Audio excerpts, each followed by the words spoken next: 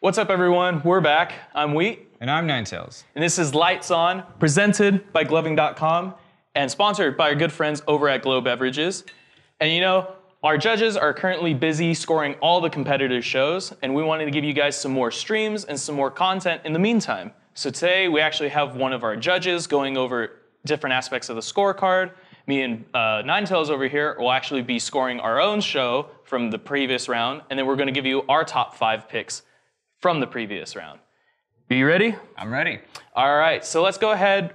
We do have one of our official IGL judges, Freyja. She's going to break down a section of the scorecard for you. Let's just go ahead and throw that up.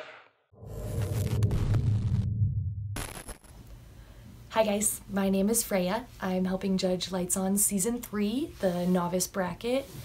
I'm helping judge the execution portion of the scorecard, which includes use of space. Use of space is a really fun concept because there are so many ways to go about getting points in this category. Use of space is generally just using the range of vision that your viewer has to your advantage. Rather than staying in a little tiny box, you're gonna go from this point of the grid to this side, all the way down here. You're just utilizing all of the area to make for a more exciting light show, basically. So that could mean depth, you know, front to back, up and down, side to side. Any of those work for getting use of space points, ideally using all of them.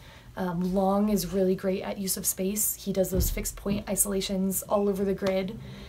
He also uses tutting. I think tutting is an excellent way to get use of space points because the grid is so big. So you can go from here all the way up. You can go forward, get that depth. You can go down. There's so many ways to move about the grid in a coherent way using king tuts. I think liquid is also another really great way to get use of space points because you can use it so freely about the grid. You know, you can go forward, you can come down, you can go up. Ice Cream Teddy obviously is excellent at liquid. He uses that liquid to get all over the grid and he scores very high in that category. Yeah, other than that, I think there are many other ways to get use of space points. It's best to be creative with it, obviously, but those are just a couple of examples of how to score well in that category. And at the end of the day, every point counts. So feel free to hit me up if you have any questions about execution or use of space or the scorecard at all, really. And I can't wait to see your guys' videos. There you have it. That was Freyja with her helpful tip for you guys on use of space. Yeah, and as you guys know, we always want to help you guys improve on your scores and your scorecard, and so do our judges. So you can always reach out to them. However, you can also reach out to us, and right now, we're actually going to go ahead and score the execution section of one of the past rounds videos. So we do have River's video from the top 16 all the way in the C2 bracket. We did already score it, so we'll go ahead and throw that up. And then we're just going to let the video roll, and we'll give our reasonings behind these scores to help you guys out. So right off the bat, we're actually just going to go into the execution section, which, you know, does consist of transitions, use of space, and pacing. We'll kick it off with transitions, which we did end up giving her a 4 out of 4. Yeah, I feel like we both agreed with that 4 out of 4, no problem. I mean, she had a good variety of transitions, and it really seemed like she knew what she was doing. Yeah, and that's one of the biggest parts of transitions. You don't want to be getting caught up thinking about where you're going next, or making it seem like you're getting stuck. At no point in the show did River ever seem like she was stuck, and at no point was she ever coming back to the same position or really resetting very often. It was just a consistent flow. Yeah, she did a really good job with transitioning. Yeah, so that's what will get you that 4 out of 4. That's what we ended up giving her. But let's move on to use of space. We ended up giving her a 3 out of 3. And you know, we were just talking about this. We just had Freyja giving her thoughts on it. What are your thoughts? Honestly, yeah, she uses a lot of depth. At first, it seemed like she was just in the middle, but when she starts doing those like tuts and everything, you see how she kind of moves across the screen and moves forward and moves back just to show all of those moves. Exactly. And another part of use of space is the fact of using the grid, you know, staying in that middle and staying in that box, as well as staying in frame. Because, you know, we have to see what moves you're doing if you want us to score it. And I don't think River ever left frame at all in this video. No, I still have a problem with that. Yeah, so let's actually just go ahead. We'll move on to pacing, which we did give her a 3 out of 4. And as you know, pacing is really using different concepts during different segments of the song when it's appropriate. So, you know, it's not starting off your show with just crazy amounts of whips. Yeah, that's why you could tell at the beginning she started slow, you know, she did some flow, she got some tuts in there. She really had a whole variety of moves. Yeah, and you can see here her moves start to die down. They start to slow down. It's no longer this complicated tech when the song starts to become less complicated as well. However, you know, it wasn't inherently very perfect, but she did still do very good. So we ended up giving her a 3 out of 4. Agreed. So there you guys go. I hope that is helpful for you guys. We'll help you guys out more in the future with some more streams and some more scoring. But for now, we want to show off all of these glovers. We got top 5? Top 5. Let's kick it off with number 5, which is all the way in the novice bracket, N4. This is Bender from Colorado. Camera guy, go ahead and throw that up. So this is Bender. I honestly really love, he has some good musicality in this song, and his whips here, they kind of remind me of Stasis. It really does. He's just got that special type of flow that really reminds me of Stasis. Yeah, he flows through everything really well. I love his stops here at the beat, and he just has really good control of all those trails. It's all about the trails, guys, come on. But yeah, he also has some minimal tech in there. He has a nice combo of his tech, his tuts, and his flow, so that was really sick to see. But we have another Glover. Who's number 4? Number 4.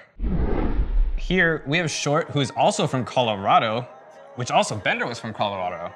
Yeah, Colorado region, you know, they're extremely strong. I actually met Shortt out at Colorado Boss, and his videos and his shows in person, super, super sick. A very saucy show. We love those blue cases he's using, and I honestly really love the tut sequence he just got through right now.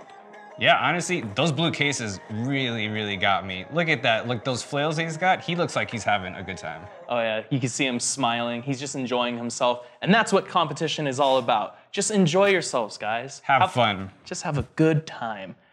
And we're gonna have a good time when we show you number 3, which is Poltergeist, all the way from the N1 bracket, hailing from Louisiana.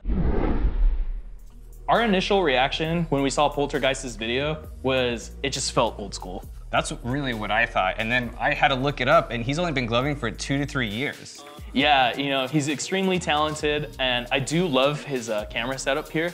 You know, it has that dark background, but you can completely see his hands, and he utilizes trails really, really well while coming up with interesting concepts like that. I love the little keep flipping his hand while he's actually like threading on each of his, or using his thumb to thread between each of his finger sockets. What do you call this? I have no idea, but honestly, it looked good, and his video was all about the lights. Hey, it's all about the lights, guys. So we do have another Glover, number 2, all the way from Canada in the Challenger C3 bracket. This is Shaman. Let's go ahead and roll it. So for those that don't know, Shaman is actually the judge of our novice N5 bracket. He's doing a great job over there. Shout outs to him. And shout outs to his really creative video. Honestly, I was really surprised with the way that he was using his tuts and like those whips that kind of move it around. It just, with that blue, it just looks so crisp.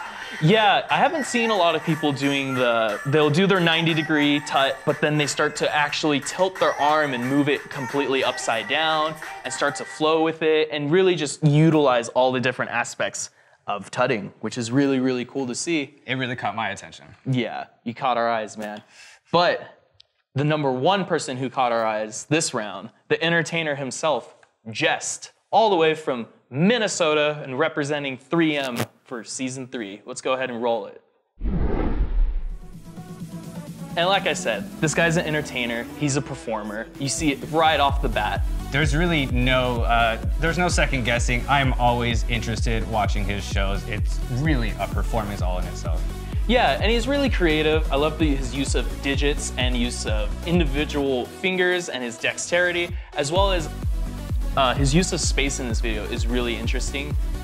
He has his tuts that go across all angles and all parts of the grid, while also coming out like this, where he's flailing out, or doing flails with his hands all the way out there. It's really, really cool.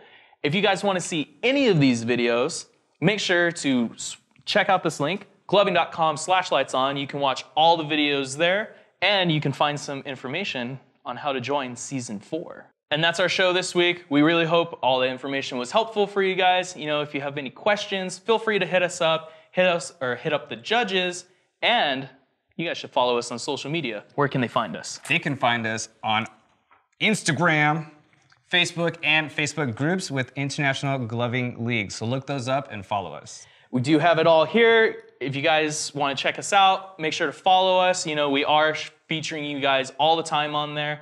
But we'll see you guys next week when we reveal who's advancing all the way to the top 4 and make it into that money. Catch you guys later. Peace.